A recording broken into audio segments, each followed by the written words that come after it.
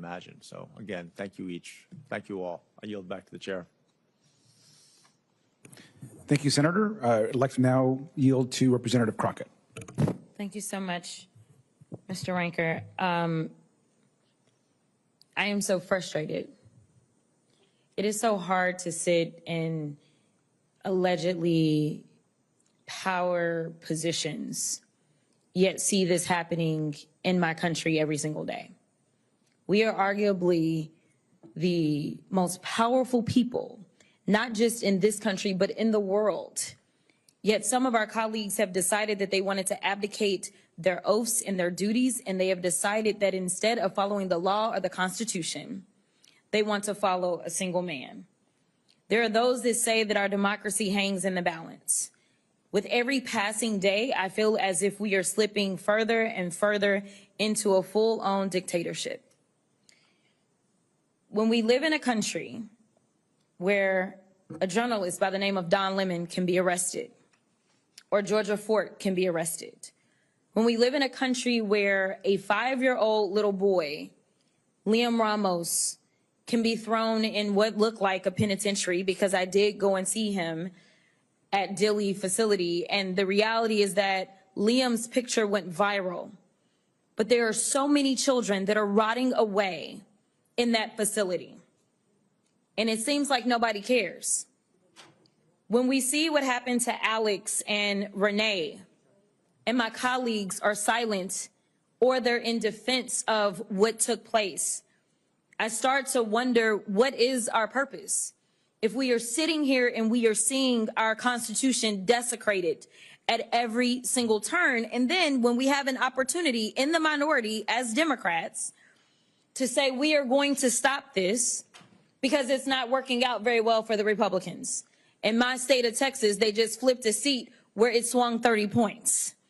It's not working well for the Republicans when the Republican governor in Texas decides to say, well, maybe we're a little off track. It's not working well for the Republicans when Donald Trump steps in and says, well, let me go ahead and give you a sacrificial lamb by the name of Bovino. It's not working well for them. So we are in the best position that we could be in, yet and still that package passed, and we gave a 2-week pass for them to continue to negotiate. My question is, what are we negotiating for? What is it that we're trying to get? Because we know that they already will ignore the law. The First, the Fourth, the Fifth, and the 14th Amendments have all been thrown out of the window by this administration. So, Mr. Stoughton, DHS's internal use of force policies are supposed to be guided by constitutional protections under the 4th Amendment. Do you think that we're seeing that? The policies on paper are fairly good. I do not see those being translated into practice. In fact, we know that the opinion that was written by the judge that ordered the release of Liam and his father, it says this case has its genesis in the ill-conceived and incompetently implemented government pursuit of daily deportation quotas, apparently even if it requires traumatizing children. This court and others regularly send undocumented people to prison and orders them deported, but do so by proper legal procedures. Apparent also in the government's ignorance of an American historical document called the Declaration of Independence, 33-year-old Thomas Jefferson enumerated grievances against a would-be authoritarian king over our nascent nation. Among others were, he has sent hither swarms of officers to harass our people. He has excited domestic insurrection amongst us, for quartering large bodies of armed troops amongst us. He is kept amongst us in times of peace, standing armies without the consent of our legislature. We, the people, are hearing echoes of that history. And then there is this pesky inconvenience called the 4th Amendment. Right now, I must say that the only branch that has not completely failed us is the judiciary. It is time for us to empower the people, people like you that have been traumatized by our government. We need to make sure that your lawyers can stand up and they can get money. They can go and get some type of justice, because if our president can sue our own federal government for $10 billion, then something tells me that maybe we need to loosen the reins around some of the protections that these officers have, so that y'all can go and get something, and maybe, just maybe, they will decide that it's not worth it to go out and traumatize its citizens. Thank you so much, and I will yield. Senator Hirono. Thank you, Mr. Chairman, and also Representative Garcia for convening all of us here. And I was watching the proceedings on C-SPAN, so I very much thank our witnesses for sharing your harrowing experiences. What we are dealing with, as far as I'm concerned, is a lawless regime, and with agencies that behave in lawless ways. And we all should be motivated by the fierce urgency of now to do something about this lawlessness. There have been over 500 lawsuits filed against this administration's actions to prevent the continuing lawlessness. And so the testimony you provided shows us how critical it is for us to it's really hard to describe how we all felt watching what happened to so many of you, but to really put some parameters, some guardrails around the behavior of ICE and Border Patrol, some common sense kinds of requirements that has to do with not wearing masks, but having body cameras. There are some common sense kinds of behaviors that law enforcement officials all across our country abide by, but apparently not ICE.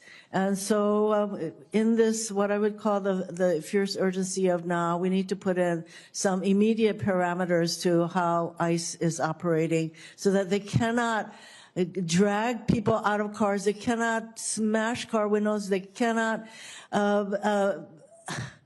beat people up, and yes, of course, he cannot murder people in front of our very eyes.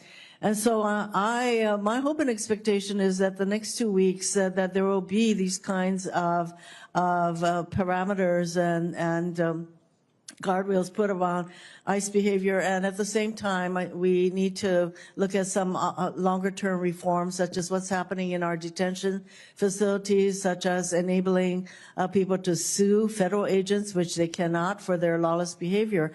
I do have one question for Professor Stoughton. When you have a senior aide to the president say to ICE agents, where he says, and I'm talking about Stephen Miller, to quote, "To all ICE officers, you have federal immunity in the conduct of your duties, and anybody who lays a hand on you or tries to stop or obstruct you and is committing a felony," end quote. Now, this is a senior person to President Trump, and this sentiment was agreed to by the Vice President. Professor, when you say things like that, what kind of environment, law enforcement environment, does it create for ICE and Border Patrol agents? It provides every reason for them to believe, as Mr. Romanici put it, that they will be able to act with impunity, that there is no meaningful oversight, that any attempt or any lip service paid to accountability is purely performative. It creates an extremely dangerous precedent and risks undermining professional culture and cohesion. I would say that probably all our witnesses agree that this kind of lawless environment was created by the very kind of statements made by senior officials in this regime. Thank you. Thank you, Senator. Moving on to our next member, and just as a reminder to the 4-minute rule, please, if possible, Representative Randall. Thank you so much, Ranking Member Garcia and Ranking Member Blumenthal, for holding this important hearing on the deadly use of violence being inflicted across the country under the pretext of immigration enforcement. I also want to join all of the witnesses. I want to join my colleagues in thanking all of the witnesses for joining us. Many of you, as we have heard today, have experienced ISIS violence and brutality firsthand, and I'm grateful for your courage in testifying today, for reliving your trauma for the benefit of others to shed light on these abuses. I hope my Republican colleagues, who, as others have pointed out, are not here today, also take the time to read your stories and hear about your experiences, because what is happening across our country is simply indefensible, and it shouldn't be